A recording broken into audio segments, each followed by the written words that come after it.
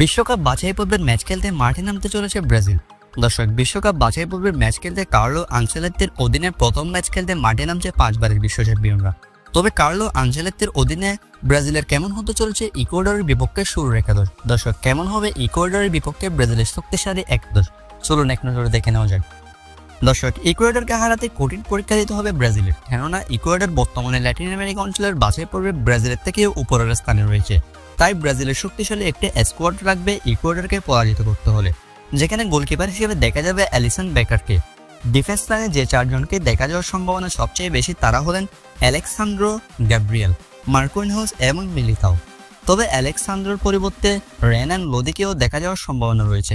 অন্যদিকে মিডফিল্ডে যে 3 জনকে দেখা যাওয়ার সম্ভাবনা রয়েছে তারা হলেন ক্যাসেমিরো, ব্রুনো গিমারাইজ এবং লুকাস পাকুয়েতা।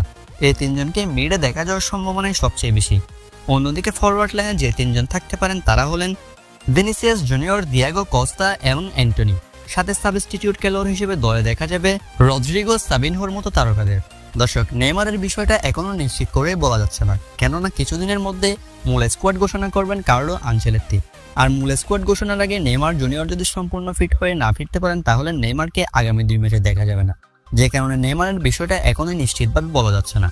দর্শক, সবকিছু মিলিয়ে ইকুয়েডরের বিপক্ষে এমন একটা দল নিয়ে মাঠে নামতে পারে ব্রাজিল। দর্শক, এই স্কোয়াড নিয়ে ইকুয়েডরকে কি হারাতে পারবে ব্রাজিল? আপনার কি মনে হয়? কমেন্ট করে জানাতে ভুলবেন না।